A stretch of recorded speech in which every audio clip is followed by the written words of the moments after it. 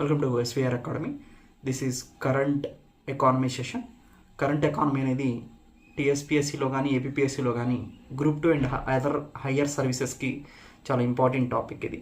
So ఈరోజు మనం current అఫైర్స్లో మాట్లాడుకునే టాపిక్ వచ్చేసి మోస్ట్ ఇంపార్టెంట్ టాపిక్ అయినటువంటి ఇన్ఫ్లేషన్ నుంచి మాట్లాడతాం మనం. దీంట్లో WPI and CPI inflation rates గురించి మాట్లాడారు. డబ్ల్యూపీఐ అంటే హోల్సేల్ ప్రైస్ ఇండెక్స్, సిపిఐ అంటే కన్జ్యూమర్ ప్రైస్ ఇండెక్స్. ఇవన్నీ కూడా ఇన్ఫ్లేషన్ని మెజర్ చేసే 2 ఇండికేటర్స్. ద్రవ్యోల్బణాన్ని సూచించేటువంటి సూచికలుగా డబ్ల్యూపీఐ అండ్ సిపిఐ అని చెప్తారు. అసలు ద్రవ్యోల్బణం అంటే ఏంటి, ఇన్ఫ్లేషన్ అంటే ఏంటి, దీని ఇండికేషన్స్ అయిన డబ్ల్యూపీఐ అండ్ సిపిఐ ఎలా పనిచేస్తాయో చూద్దాం ఒకసారి. అసలు ఎందుకు ఇది న్యూస్లో ఉంది అని మనం చూస్తే, రీసెంట్గా ఇండియాలో హోల్సేల్ ప్రైస్ ఇండెక్స్ ఇన్ఫ్లేషన్ ఏదైతే ఉందో 13.11% ఇన్ఫ్లేషన్ రేట్కి ఇంక్రీజ్ అయింది. కన్జ్యూమర్ ప్రైస్ ఇండెక్స్ ఏదైతే ఉందో వినియోగదారుల ధరల సూచిక, అది 6.07% ఉంది ఫెబ్ 2022లో. రీసెంట్గా చూస్తే డబ్ల్యూపీఐ అనేది హోల్సేల్ ప్రైస్ ఇండెక్స్ అనేది రీసెంట్ మంత్స్లో ఎక్కువగా ఉన్నట్టు మనకి ఇండికేషన్ ఉంది. అందుకని మనకి డబ్ల్యూపీఐ సిపిఐ అనేది న్యూస్లో ఉన్నాయి. ఇలా ఎప్పుడైనా టాపిక్ న్యూస్లో వస్తుందో దాని గురించి కంప్లీట్గా తెలుసుకోవడం అనేది most important exam point of వ్యూలో. ఇన్ఫ్లేషన్ అంటే ఏంటి అంటే the price rise of any good and services we call it as inflation for a specific period. ఒక స్పెసిఫిక్ పీరియడ్ తీసుకున్నప్పుడు ఒక వస్తువులో ధరల స్థాయిలో మార్పులు ఎంత జరిగినాయి అనేది ఇన్ఫ్లేషన్. ఒక వస్తువు 10 రూపీస్ ఉంది, ఇది 11 రూపీస్ ఆర్ 12 రూపీస్ అయిందనుకోండి, ఇది నార్మల్ చేంజ్. అలా కాకుండా 10 రూపీస్ కాస్త ఓవర్ ఏ పీరియడ్ ఆఫ్ టైంలో 20 రూపీస్ అయిందనుకోండి, ఇన్ఫ్లేషన్ వచ్చినట్టు. అంటే సపోజ్ ఇప్పుడు ఆనియన్స్ చూస్తూ ఉంటాం మనం బహిరంగ మార్కెట్లో, ఒకేసారి వాటి ప్రైస్ అనేది కేజీ ప్రైస్ పెరుగుతూ ఉంటుంది, దాన్ని ఇన్ఫ్లేషన్ అంటారు. అలా ఇన్ఫ్లేషన్ ఉంది అని ఇండికేట్ చేయడానికి మనం యూజ్ చేసేటువంటి ఇండికేటర్స్నే డబ్ల్యూపీఐ సిపిఐ అంటారు. Wholesale price index and consumer price index అంటారనమాట. సో అందుకని మనం డబ్ల్యూపీఐ అంటే ఏంటి, సిపిఐ అంటే ఏంటో చూద్దాం. ఇప్పుడు వరకు ప్రైమరీ ఇన్ఫర్మేషన్ ప్రకారం మనకు అర్థమైంది ఏంటంటే, ఇన్ఫ్లేషన్ అంటే ద్రవ్యోల్బణం అంటారు. అంటే ఒక గూడ్ యొక్క ప్రైస్ లేదా సర్వీస్ యొక్క ప్రైస్ అనేది ఇంక్రీజ్ అయితే దాన్ని ఇన్ఫ్లేషన్ అంటారు. ఓవర్ ఏ పీరియడ్ ఆఫ్ టైంలో ఒక పర్టికులర్ టైం తీసుకున్నప్పుడు ఒక వస్తువు లేదా సర్వీసెస్ సేవల్లో వచ్చేటువంటి ధరల స్థాయిలో పెరుగుదలనే మనం ద్రవ్యోల్బణం అంటారు. అంటే ఈ ఇన్ఫ్లేషన్ అనేది ఎక్కువ ఉంటే మంచిదా తక్కువ ఉంటే మంచిదా అనేది మోస్ట్ ఇంపార్టెంట్. అంటే ఇన్ఫ్లేషన్ ఎక్కువ ఉందంటే ఒక గూడ్ ప్రైస్ ఎక్కువగా ఉందని అర్థం అనమాట. అంటే సపోజ్ ఏదైనా ఒక వస్తువు ధర ఎక్కువగా ఉందని అర్థం, లేదా ఒక సర్వీస్ ధర సేవ ధర ఎక్కువగా ఉందని అర్థం. ఇన్ఫ్లేషన్ ఎప్పుడైతే ఎక్కువగా ఉంటుందో పర్చేజ్ చేసే వాళ్ళు తక్కువగా ముందుకు వస్తారు, ఎక్కువ మంది కొనడానికి అవకాశం తక్కువగా ఉంటుంది. అదే ఇన్ఫ్లేషన్ తక్కువగా ఉంటే, ద్రవ్యోల్బణం తక్కువగా ఉంటే, అంటే ధరల స్థాయిలో పెరుగుదల అనేది తక్కువగా ఉంటే గూడ్స్ అండ్ సర్వీసెస్ కొనడానికి ఎక్కువ మంది వస్తారు.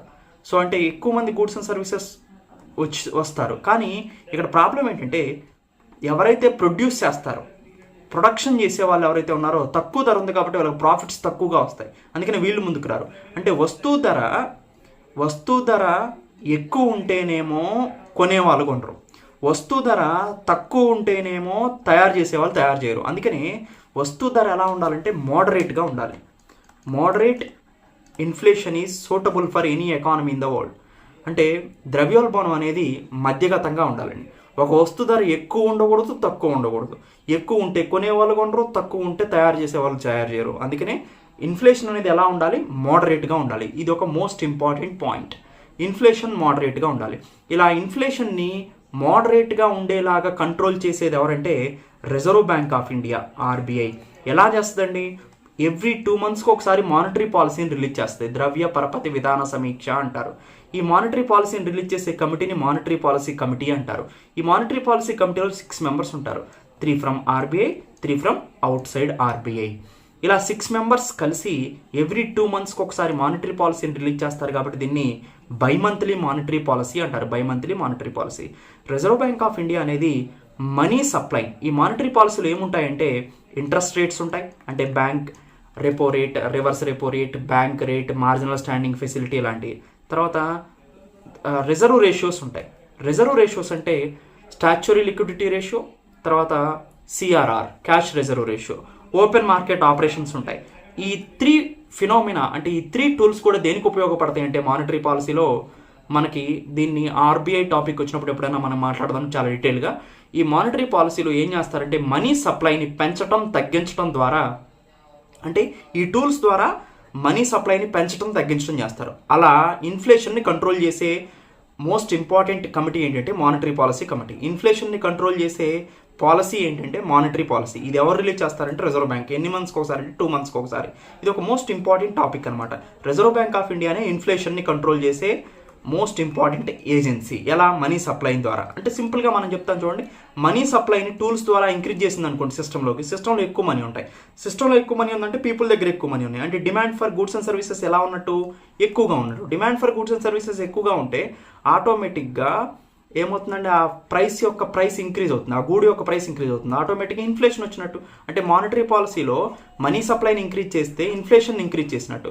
మనీ సప్లైని కనుక తగ్గించారనుకోండి, అంటే సిస్టంలోకి లిక్విడిటీ ఇంజెక్షన్ తగ్గిస్తే ఆటోమేటిక్గా పీపుల్ దగ్గర తక్కువ మనీ ఉన్నాయి, demand for goods and services తగ్గింది, ఆటోమేటిక్గా ప్రైస్ డిమాండ్ తగ్గినట్టు, గూడ్స్ అండ్ సర్వీసెస్కి ప్రైస్ తగ్గింది, ప్రైస్ తగ్గితే ఇన్ఫ్లేషన్ తగ్గినట్టు. ఇలా ఇన్ఫ్లేషన్ మనీ సప్లైని పెంచితే ఇన్ఫ్లేషన్ ఏమవుతుంది, మనీ సప్లైని తగ్గిస్తే ఇన్ఫ్లేషన్ అవుతుంది. ఈ రెండింటి మీద బట్టి సో మనీ సప్లై బేస్ చేసుకొని ఇన్ఫ్లేషన్ని కంట్రోల్ చేస్తూ ఉంటుంది అనమాట reserve bank of India monetary policy ద్వారా. అదే మానిటరీ పాలసీ టూల్స్ని ఉపయోగించుకుంటుంది, ఇలా ఇన్ఫ్లేషన్ని కంట్రోల్ చేస్తుంది. అంటే ఇన్ఫ్లేషన్ని ఇక్కడ కంట్రోల్ చేసేది రిజర్వ్ బ్యాంక్ ఆఫ్ ఇండియా. అలానే ఈ సిపిఐ డబ్ల్యూపీఐ ఎందుకు అంటే, ఈ సిపిఐ ఏదైతే ఉందో కన్స్యూమర్ ప్రైస్ ఇండెక్స్, వినియోగదారుల ధరల సూచిక అంటారు. వినియోగదారుల స్థాయిలో ఒక వస్తువు యొక్క ధరలలో ఎంత మార్పులు వచ్చినాయి చెప్తుంది. దీన్ని బేస్ చేసుకొని ఏదైనా వస్తువు ధరలు పెరుగుతున్నప్పుడు రిజర్వ్ బ్యాంక్ ఆఫ్ ఇండియా ఈ మానిటరీ పాలసీ కమిటీ ద్వారా మానిటరీ పాలసీని రిలీజ్ చేసి ఇన్ఫ్లేషన్ని కంట్రోల్ చేయడానికి ప్రయత్నం చేస్తాను అనమాట. అంటే డబ్ల్యూపీఐ సిపిఐ యొక్క డేటా అనేది దేనికి ఉపయోగపడుతుంది? ముఖ్యంగా సిపిఐ డేటా అనేది రిజర్వ్ బ్యాంక్ ఆఫ్ ఇండియా ద్రవ్యోల్బణాన్ని తగ్గించడానికి ఉపయోగించుకుంటుంది అనమాట. ఎందుకంటే సిపిఐ అనేది ఇన్ఫ్లేషన్ని ఇండికేట్ చేస్తుంది అనమాట. అంటే ఇన్ఫ్లేషన్ ద్రవ్యోల్బణాన్ని సూచించేది, వస్తువు ధరలో స్థాయిల్లో పెరుగుదలను సూచించేది కన్స్యూమర్ ప్రైస్ ఇండెక్స్ కాబట్టి ఆ డేటా రిలీజ్ అవ్వగానే ఆ డేటాను ఉపయోగించుకొని రిజర్వ్ బ్యాంక్ ఆఫ్ ఇండియా అనేది ఏం చేస్తుందంటే మానిటరీ పాలసీలో మనీ సప్లైని ఇంక్రీజ్ చేయడం డిక్రీజ్ చేయడం ద్వారా ఇన్ఫ్లేషన్ తగ్గించడం కానీ పెంచడం కానీ చేస్తుంది. మోడరేట్ ఇన్ఫ్లేషన్ని మెయింటైన్ చేస్తుంది అనమాట. అందుకు డబ్ల్యూపీఐ సిపిఐ ఇండికేషన్స్ అనేది బాగా ఉపయోగపడతాయి నాకు. సో ఈ రెండింటి మధ్యలో ఉన్నటువంటి వ్యత్యాసాన్ని మనం గమనిస్తే, it measures the changes in retail prices of goods and services. WPI సిపిఐని మనం ఒకసారి గమనిస్తే, ఒక గూడ్ అనేది ప్రొడ్యూస్ అయింది అనుకుందాం. అంటే సపోజ్ ఒక షర్ట్ ప్రొడ్యూస్ అయింది. ఈ షర్ట్ ఫస్ట్ ఎక్కడ ప్రొడ్యూస్ అవుతుంది? కాటన్ నుంచి ప్రొడ్యూస్ అవుతుంది. కాటన్ అంటే అగ్రికల్చర్, రైతు పండిస్తాడు. ఇది ఎక్కడికి వెళ్తుంది? ఇండస్ట్రీకి వెళ్తుంది. ఇండస్ట్రీ నుంచి ఏం చేస్తుంది? షర్ట్ అనేది తయారైన తర్వాత కాటన్ నుంచి ఇండస్ట్రీ నుంచి హోల్సేల్ మార్కెట్కి వెళ్తుంది. హోల్సేల్ మార్కెట్ నుంచి రిటైల్ మార్కెట్కి వెళ్తుంది. రిటైల్ మార్కెట్ నుంచి కన్జ్యూమర్కి వెళ్తుంది. అంటే వస్తువు తయారైన తర్వాత సపోజ్ ఈ ఉల్లిపాయలు పండించారు, బల్క్గా ఒక సంస్థ ఒకళ్ళు కొంటారనమాట. దాన్ని హోల్సేల్ మార్కెట్ అంటారు. హోల్సేల్ మార్కెట్ అంటే ఒకే వస్తువుని ఎక్కువ మంది కొంటారు. ఎగ్జాంపుల్ ఏంటి? సపోజ్ ఇక్కడ నా దగ్గర చూస్తే పెన్ ఉంది, ల్యాప్టాప్ ఉంది, డిజిటల్ ప్యాడ్ ఉండింది, మొబైల్ ఉంది. ఇవన్నీ కూడా నేను రిటైల్ షాప్లోంచి కొంటా. అంటే వినియోగదారునైనా నేను ఒక దగ్గర ఇవన్నిటిని కొనుక్కున్నాను. అలా కాకోకుండా ఈ రిటైల్ షాప్ అయితే ఎవరైతే ఉండో హోల్సేల్ మార్కెట్ కాడికి వెళ్ళి, హోల్సేల్ మార్కెట్లో ఏంటి, ఒకే వస్తువుని బల్క్లో స్టోర్ చేస్తారు. సపోజ్ కిరాణా షాప్కి వెళ్ళారనుకోండి, మీరు అన్నీ కొనుక్కొని రావచ్చు, ఉల్లిపాయలు, టమాటాలు అన్నీ. కానీ టమాటాలు అన్నీ కూడా ఒకళ్ళ దగ్గర ఉంటాయి, ఉల్లిపాయలు అన్నీ ఒకళ్ళ దగ్గర ఉంటాయి. ఇవన్నిటిని కలిపి ఒక్కొక్కళ్ళ దగ్గర తెచ్చుకునేది ఎవరో? ఈ కిరాణా షాప్ అతను. సో అంటే కన్జ్యూమర్ ఇక్కడ ఏంటి, ఇది హోల్సేల్ ఇది కన్జ్యూమర్ మార్కెట్, ఇది హోల్సేల్ మార్కెట్ అవుతుంది. అంటే సింపుల్గా నేను చెప్పేది ఏంటంటే, ఈ షర్ట్లన్నీ ఒకళ్ళే కొంటారు. ఆ షర్ట్లన్నీ కొన్నది ఆయన హోల్సేల్ మార్కెట్. దాంట్లో నుంచి కొన్ని షర్ట్లు తెచ్చుకునే ఆయన రిటైల్ మార్కెట్. సో ఈ పెన్నులన్నీ ఒకళ్ళ దగ్గర ఉంటాయి, ఆయన హోల్సేల్ మార్కెట్. వీటన్నిటి నుంచి ఇందాక షర్ట్ తెచ్చుకున్న ఆయనే ఈ పెన్నులను కూడా తెచ్చుకుంటాడు, ఆయన రిటైల్ మార్కెట్. అంటే రిటైల్ మార్కెట్ ఆయన అన్ని హోల్సేల్ మార్కెట్లో తిరిగి అన్ని వస్తువులు తెచ్చుకుంటాడు. కానీ హోల్సేల్ మార్కెట్లో ఒకే వస్తువు బల్క్లో ఉంటుంది. రిటైల్ మార్కెట్లో అన్ని వస్తువులు ఉంటాయి, కొన్ని ఉంటాయి. అది రిటైల్ మార్కెట్కి హోల్సేల్ మార్కెట్కి డిఫరెన్స్. హోల్సేల్ ప్రైస్ అనేది తక్కువగా ఉంటుంది, రిటైల్ ప్రైస్ అనేది ఎక్కువగా ఉంటుంది. సపోజ్ చూడండి, ఈ షర్ట్ అనేది ఇండస్ట్రీకి వచ్చింది. సో ఇండస్ట్రీ నుంచి రిటైల్ మార్కెట్కి వెళ్ళేటప్పుడు ఏదైతే ఉందో దీన్ని హోల్సేల్ ప్రైస్ ఇండెక్స్ అంటారు. అంటే సింపుల్గా చెప్పాలంటే, ఈ కాటన్ షర్ట్గా మారిందండి, అవునా? ఈ ప్రాసెస్లో కనుక ఆ వస్తువు అంటే ఈ షర్ట్గా మారినప్పుడు దాని ధర ఎంత ఉందో చెప్తే అది హోల్సేల్ ప్రైస్ ఇండెక్స్. అలా రిటైల్ షాప్ అంటే చిన్న చిన్న షాప్స్ నుంచి మనం కొనుక్కుంటాం. అప్పుడు ఈ షర్ట్ని హోల్సేల్ అంటే రైతు నుంచి కాటన్ ఏమైంది, ఇండస్ట్రీకి వెళ్ళింది. ఇండస్ట్రీలో తయారై రిటైల్ మార్కెట్కి వెళ్ళినప్పుడు దాన్ని హోల్సేల్ ప్రైస్ ఇండెక్స్ అన్నారు ఆ షర్ట్ని. రిటైల్ మార్కెట్ నుంచి నేను కొన్నాను అనుకోండి ఈ షర్ట్ని, అప్పుడు ఇదేమవుతుంది, కన్జ్యూమర్ ప్రైస్ ఇండెక్స్ అవుతుంది. అంటే సపోజ్ మీరు వెళ్ళి ఒక షాప్లో ఒక పెన్ను కొన్నారు, అది మీకు కన్జ్యూమర్ ప్రైస్ ఇండెక్స్ డినోట్ చేస్తుంది. ఎంత కొన్నారు, దాని యొక్క వస్తు ధరలో పెరుగుదల అయిందా లేదా అనేది కన్జ్యూమర్ పాయింట్ ఆఫ్ లో చూపిస్తుంది. అందుకని కన్జ్యూమర్ ప్రైస్ ఇండెక్స్ అంటారు వినియోగదారుల ధరల సూచిక అంటారు. అలా కాకుండా నేను పెన్ను కొన్నతను ఉన్నాడు కదా, ఆ షాప్లో ఏదైతే కొన్నాను నేను పెన్ను, ఆ షాప్ అతను ఇంకొక దగ్గర కొనడు ఆ పెన్నుని, హోల్సేల్ మార్కెట్ నుంచి తెచ్చుకుంటూ అక్కడ నుంచి ఇతనికి వచ్చేటప్పుడు ఎంతకైతే ఆ పెన్నుని కొనడో అది wholesale price index. Consumer price కన్నా కూడా హోల్సేల్ ప్రైస్ మీకు తక్కువగా ఉంటుంది. కన్జ్యూమర్ ప్రైసెస్లో చేంజెస్ ఉంటాయి, హోల్సేల్ ప్రైస్లో చేంజెస్ తక్కువగా ఉంటాయి. సో వినియోగదారుడు డైరెక్ట్గా కొనేది రిటైల్ షాప్ దగ్గర, హోల్సేల్ షాప్ దగ్గర కాదు. అందుకనే సిపిఐని ఎక్కువగా తీసుకుంటారనమాట మన వాళ్ళు డబ్ల్యూపీఐ కన్నా. డబ్ల్యూపీఐ తీసుకుంటే ఏమవుతుంది, వినియోగదారుడి దగ్గర ఎంత వస్తువు రేటు ఉందో అర్థం కాదు, వినియోగదారుడి దగ్గర ఎంత వస్తువు రేటు ఉందో మనకు అర్థమయ్యేది సిపిఐ ద్వారా అర్థమవుతుంది అనమాట. సో అందుకని అది రెండింటి మధ్యలో ఉన్నటువంటి మోస్ట్ ఇంపార్టెంట్ డిఫరెన్స్. అంటే వినియోగదారుడు వస్తువులు కొనేటప్పుడు వాటి ధరల్లో స్థాయిలో పెరుగుదల ఎంత ఉందో చూపించేది కన్జ్యూమర్ ప్రైస్ ఇండెక్స్. హోల్సేల్ మార్కెట్లో అంటే రిటైల్ మార్కెట్ పర్సన్ హోల్సేల్ మార్కెట్లో కొనేటప్పుడు ఆ వస్తువు ధర ఎంత ఉందో ఇండికేట్ చేసేది హోల్సేల్ ప్రైస్ ఇండెక్స్. సిపిఐ అనేది మంత్లీ బేసిస్ రిలీజ్ అవుతుంది, అంటే ఎవ్రీ మంత్ సిపిఐ రిలీజ్ అవుతుంది. కానీ డబ్ల్యూపీఐ అనేది వారానికి ఒకసారి రిలీజ్ అవుతుంది, వీక్లీ బేసిస్ రిలీజ్ అవుతుంది అనమాట. అంటే వస్తువు ధరల్లో పెరుగుదలని సిపిఐ మంత్లీ క్యాలిక్యులేట్ చేస్తుంది. సో డబ్ల్యూపీఐ అనేది వీక్లీ క్యాలిక్యులేట్ చేస్తుంది. సిపిఐలో వస్తువులు ఉంటాయి, గూడ్స్ సర్వీసెస్ ఉంటాయి, సేవలు. ఈ రెండింటిని కలిపి మనకి ఈ రెండింటి యొక్క ధరల స్థాయిలో పెరుగుదల రెండింటిని సిపిఐ చెప్తుంది. కానీ డబ్ల్యూపీఐలో ఓన్లీ వస్తువుల స్థాయిలో ధరల స్థాయిలో పెరుగుదల ఎంత ఉందో మాత్రమే చెప్తుంది అనమాట. తర్వాత 8 కేటగిరీస్ ఆఫ్ ప్రొడక్ట్స్ సర్వీసెస్ మనకి సిపిఐలో ఉంటాయి. సో దీంట్లో ముఖ్యంగా ఫ్యూయల్ కానీ, పవర్ కానీ, మ్యానుఫ్యాక్చరింగ్ తయారీ చేయబడేటువంటి వస్తువులు హోల్సేల్ ప్రైస్ ఇండెక్స్లో ఎక్కువగా చెప్పబడతాయి. బేస్ ఇయర్ అనేది సిపిఐకి క్యాలెండర్ ఇయర్, బేస్ ఇయర్ అనేది డబ్ల్యూపీఐకి ఆర్థిక సంవత్సరం అన్నమాట. So final stage of inflation, CPI తెలుసు కదా, ఫైనల్ స్టేజ్ అంటే షర్ట్ తయారవడానికి కాటన్, రైతు దగ్గర నుంచి పరిశ్రమకి వెళ్ళింది, పరిశ్రమలో తయారైంది షర్టు, హోల్సేల్ మార్కెట్కి వెళ్ళింది, హోల్సేల్ మార్కెట్ నుంచి రిటైల్ మార్కెట్కి వచ్చింది, రిటైల్ మార్కెట్ నుంచి నేను కొన్నా. అంటే ఇప్పుడు ఇది ఫైనల్ స్టేజా కాదా ఇన్ఫ్లేషన్? సో ఇది ఫైనల్ స్టేజ్లో రిటైల్ మార్కెట్ నుంచి కన్జ్యూమర్కి వెళ్ళేటప్పుడు వినియోగదారుల ధరల సూచిక చెప్తుంది కాబట్టి ఫైనల్ స్టేజ్లో చెప్తుంది. ఇది ఫస్ట్ స్టేజ్లో చెప్తుంది, అంటే వస్తువు తయారయ్యి మనకి హోల్సేల్ మార్కెట్కి వెళ్ళేటప్పుడు ఫస్ట్ స్టేజ్ అంటాం. అది ఫస్ట్ స్టేజ్లో దాని ధర ఎంత ఉందో చెప్తుంది. సో అంటే ఎక్కువ మంది వినియోగదారుల దగ్గరే ప్రాబ్లం ఉంటుంది, ఎందుకంటే వినియోగదారుడు కొనేటప్పుడే ద్రవ్యాన్ని ఆ ఇన్ఫ్లేషన్ని పట్టించుకుంటాడు. అందుకని మనకి సిపిఐ అనేది మోస్ట్ ఇంపార్టెంట్, ఎందుకంటే ఇది కన్జ్యూమర్ పాయింట్ ఆఫ్ వ్యూ. వినియోగదారుడు ఒక వస్తువు కొనేవాడి దగ్గర కనుక మనం ఇన్ఫ్లేషన్ని క్యాలిక్యులేట్ చేస్తే అప్పుడు మనకి ఏ వస్తువు ధరలో స్థాయిలు ఎంత పెరిగినాయో మనకు పూర్తిగా అర్థమవుతుంది అనమాట. సో అది డబ్ల్యూపీఐకి సిపిఐకి ఉన్నటువంటి మోస్ట్ ఇంపార్టెంట్ క్లాసిఫికేషన్ డిఫరెన్సెస్. దాంతోపాటు హోల్సేల్ ప్రైస్ ఇండెక్స్ గురించి ఒకసారి చూద్దాం. హోల్సేల్ బిజినెస్ దగ్గర దీన్ని అంటే హోల్సేల్ పాయింట్ ఆఫ్ వ్యూలో దీన్ని క్యాలిక్యులేట్ చేస్తారు. మోస్ట్ ఇంపార్టెంట్, డబ్ల్యూపీఐని వీక్లీ బేసిస్ రిలీజ్ చేసేటప్పుడు ఎవరు రిలీజ్ చేస్తారు, పబ్లిష్ చేస్తారంటే office of economic adviser under minister of commerce and industry, వాణిజ్యం మరియు పరిశ్రమల మంత్రిత్వ శాఖ కింద ఆర్థిక సలహాదారు కార్యాలయం ఈ హోల్సేల్ ప్రైస్ ఇండెక్స్ టోకు ధరల సూచికని పబ్లిష్ చేస్తుంది అనమాట. మేజర్ క్రిటిసిజం ఏముంది హోల్సేల్ ప్రైస్ ఇండెక్స్ కంటే, general public does not by product at wholesale prices. అంతే కదండి, నేను హోల్సేల్ మార్కెట్కి వెళ్ళను, నేను రిటైల్ మార్కెట్కి వెళ్ళి కొంటాను. అప్పుడు నేను కొనేటప్పుడు నా వస్తువు స్థాయిలో ధరల స్థాయిలో పెరుగుదల పర్ఫెక్ట్గా తెలియాలంటే సిపిఐ దగ్గర తెలుసుకోగలుగుతాను. కానీ డబ్ల్యూపీఐ అనేది హోల్సేల్ మార్కెట్ నుంచి రిటైల్ పర్సన్స్ తెచ్చుకునేటప్పుడు మాత్రమే ఇది ఇండికేట్ చేస్తుంది. కాబట్టి జనరల్ పబ్లిక్ని బేస్ చేసుకుంటే మాత్రం ఇన్ఫ్లేషన్ని పర్ఫెక్ట్గా క్యాలిక్యులేట్ చేయదు. ఇది మేజర్ క్రిటిసైజం అనమాట. డబ్ల్యూపీఐకి బేస్ ఇయర్ని ఇంతకుముందు 2004-2005లో చేసేవాళ్ళు. మోస్ట్ ఇంపార్టెంట్ అండ్ కామెంట్స్లో ఎక్కువ మంది అడిగింది ఈ విషయమే. సో ఇప్పుడు రివైజ్ చేశారు 2017లో. బేస్ ఇయర్ డబ్ల్యూపీఐని క్యాలిక్యులేట్ చేశాడు. బేస్ ఇయర్ ఏంటంటే 2011-12 అనేది ఆధారిత సంవత్సరంగా తీసుకుంటారు. 2011-12లో ఈ పెన్ ఎంత ఉందో చూసి ఇప్పుడు 2021-22లో లేదా 2022-23లో ఈ పెన్నులో ఎంత ధరల స్థాయిలో పెరుగుదల అయింది అని చూసి రెండింటి మధ్యలో డిఫరెన్స్ ఏదైతే ఉందో అది ఈ వస్తువు ధర పెరిగినట్టు అనమాట. అలా క్యాలిక్యులేట్ చేస్తారు. కన్జ్యూమర్ ప్రైస్ ఇండెక్స్ని చూస్తే ఇది మీకు అందరికీ తెలిసిందే, రిటైల్ మార్కెట్ నుంచి బయ్యర్ అంటే నేను ఏదైతే చిన్న చిన్న షాప్స్ నుంచి కొనుగోలు చేస్తున్నానో అప్పుడు ఆ వస్తువు ధరల స్థాయిలో పెరుగుదలను ఇండికేట్ చేసేది కన్జ్యూమర్ ప్రైస్ ఇండెక్స్. దీన్ని రిలీజ్ చేసేది ఎవరంటే నేషనల్ స్టాటిస్టిక్స్ ఆఫీస్. ఈ సిపిఐ అనేది మేజర్గా ఫుడ్ ఐటమ్స్ ఎక్కువగా ఉంటాయి సిపిఐలో. మెడికల్ కేరు, ఎడ్యుకేషను, ఎలక్ట్రానిక్స్ ఇవన్నీ కూడా సిపిఐలో ఉంటాయి అన్నమాట. సో సిపిఐలో కూడా సెవరల్ సబ్ గ్రూప్స్ ఉన్నాయి. అంటే ఫుడ్ అండ్ బేవరేజెస్కి సంబంధించి, ఆహార పదార్థాలకు సంబంధించి, ఫ్యూయల్ అండ్ లైట్, తర్వాత హౌసింగ్, క్లాతింగ్, బెడ్డింగ్, ఫుట్వేర్ ఇవన్నీ కూడా ముఖ్యంగా సిపిఐలోకి క్యాలిక్యులేట్ చేయడానికి తీసుకుంటారనమాట. సిపిఐ మళ్ళీ 4 టైప్స్ ఉంటుంది.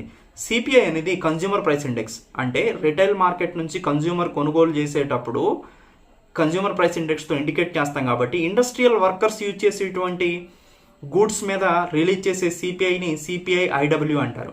అగ్రికల్చర్ లేబర్, వ్యవసాయ కూలీలకు సంబంధించినటువంటి రిలీజ్ చేసేటప్పుడు మనం సిపిఐ ఏఎల్ అంటారు. రూరల్ లేబర్కి సంబంధించినటువంటి ప్రైసెస్, ఆ బాస్కెట్ ఆఫ్ గూడ్స్లో ఉన్న ప్రైసెస్ని కనుక క్యాలిక్యులేట్ చేస్తే మనం సిపిఐ రూరల్ ఆర్ఎల్ అంటారు. సిపిఐ రూరల్ అర్బన్ని అని కంబైన్డ్ రెండింటిగా కూడా ఉపయోగిస్తారు. రూరల్ అర్బైన్లో కంబైన్డ్గా బాస్కెట్ ఆఫ్ గూడ్స్ ఉంటే వాటి ప్రైస్ ఎంత ఉందో ఇది ఇండికేట్ చేస్తాను అనమాట. ఫస్ట్ 3ని రిలీజ్ చేసేది లేబర్ బ్యూరో అండి, under minister of labour and employment. So కార్మిక మరియు ఉపాధి మంత్రిత్వ శాఖలో లేబర్ బ్యూరోలో సో ఇవి పబ్లిష్ చేయబడతాయి.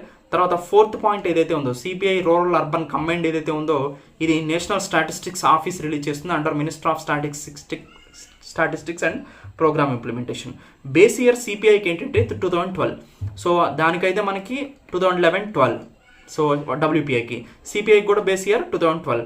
So minister of labour and employment ఏం చేసిందంటే రీసెంట్గా consumer price index for industrial worker release చేసేటప్పుడు బేస్ ఇయర్ని మార్చి 2016గా తీసుకుంది. తర్వాత ఫ్యూచర్లో అదర్ ఇండికేటర్స్ని కంటిన్యూ చేస్తారా లేదా 2012 తీసుకుంటారా అనేది చూడాల్సి ఉంది. సో మానిటరీ పాలసీ కమిటీలో సిపిఐ డేటాని ఎక్కువగా ఉపయోగించుకుంటారు. ఏప్రిల్ 2014 తర్వాత reserve bank of India CPI డేటాను తెప్పించుకొని చూసి ఒక వస్తువు ధరల స్థాయిలో ఎంతవరకు పెరిగింది అనేది చూసి ఇన్ఫ్లేషన్ని క్యాలిక్యులేట్ చేసి ఆ ఇన్ఫ్లేషన్ తగ్గించడం పెంచడం అనేది మానిటరీ పాలసీ ద్వారా డెసిషన్ తీసుకుంటుంది అనమాట. సో ఇలా మానిటరీ పాలసీ కమిటీ ద్వారా reserve bank of India so monetary పాలసీని బేస్ చేసుకొని సిపిఐని బేస్ చేసుకొని రిజర్వ్ బ్యాంక్ ఆఫ్ ఇండియా 2014 నుంచి కూడా మానిటరీ పాలసీని రిలీజ్ చేస్తుంది. ఇది ఆల్రెడీ మనం ఫస్ట్లో మాట్లాడాం, మానిటరీ పాలసీ ఏంటి, ఇన్ఫ్లేషన్ ఏంటి అనేది. సో విత్ రిఫరెన్స్ టు ఒక క్వశ్చన్ చూద్దాం దీనికి సంబంధించి. ఇంతకుముందు సివిల్ సర్వీస్లో అడిగారు దీన్ని. With reference to India consider the following statement: the wholesale price index in India is available on a monthly basis. Monthly basis కాదండి, weekly basis. So monthly basis release చేసేది ఏంటి, consumer price index. As compared to consumer price index for the industrial workers, the WPI give less weightage to food articles. So సిపిఐతో పోలిస్తే WPI అనేది wholesale price ఇండెక్స్లో food articles యొక్క weightage చాలా తక్కువగా ఉంటుందండి. అంటే వీటిని ఫుడ్ ఆర్టికల్స్ని క్యాలిక్యులేట్ చేసేటప్పుడు ఎక్కువగా ఆహార పదార్థాలని కన్జ్యూమర్ ప్రైస్ ఇండెక్స్ ద్వారానే క్యాలిక్యులేట్ చేస్తారు. సో అంటే ఇక్కడ ఇది correct statement. So answer B 2 only correct అనమాట. ఇది ఒకటే కరెక్ట్, ఇది తప్పు. సో అందుకని 1 కాదు, 2 only correct. So next question. Next అండి with CPI WPI differences already మనం డీటెయిల్డ్గా చూసాం. సో సిపిఐ అనేది కన్జ్యూమర్ లెవెల్లో మనకి ప్రైస్ చేంజ్ అని చూపిస్తుంది. డబ్ల్యూపీఐ అనేది ప్రొడ్యూసర్ లెవెల్లో మనకి ప్రైస్ చేంజ్ అని చూపిస్తుంది. సో డబ్ల్యూపీఐ అనేది ఓన్లీ గూడ్స్నే పట్టించుకుంటుంది. సిపిఐ అనేది ఓన్లీ గూడ్స్ అండ్ సర్వీసెస్ రెండింటిని కూడా ఇన్ఫ్లేషన్ క్యాలిక్యులేట్ చేస్తుంది. డబ్ల్యూపీఐ అనేది మోర్ వెయిటేజ్ మ్యానుఫ్యాక్చరింగ్ గూడ్స్, తయారైన వస్తువులకి డబ్ల్యూపీఐలో ఎక్కువ వెయిటేజ్ ఇస్తారు. అంటే తయారయ్యే వస్తువుల యొక్క ద్రవ్యోల్బణ స్థాయిని, ఆ వస్తు ధరలో పెరుగుదలని డబ్ల్యూపీఐ ద్వారా ఎక్కువ ఇస్తారు. సిపిఐ అయితే ఫుడ్ ఐటమ్స్కి మోర్ వెయిటేజ్ ఇస్తారండి. అది డబ్ల్యూపీఐకి సిపిఐకి మధ్యలో డిఫరెన్స్. ఇన్ఫ్లేషన్ గురించి మనం ఆల్రెడీ చాలా డీటెయిల్గా ఇందాక మాట్లాడుకోవడం జరిగింది.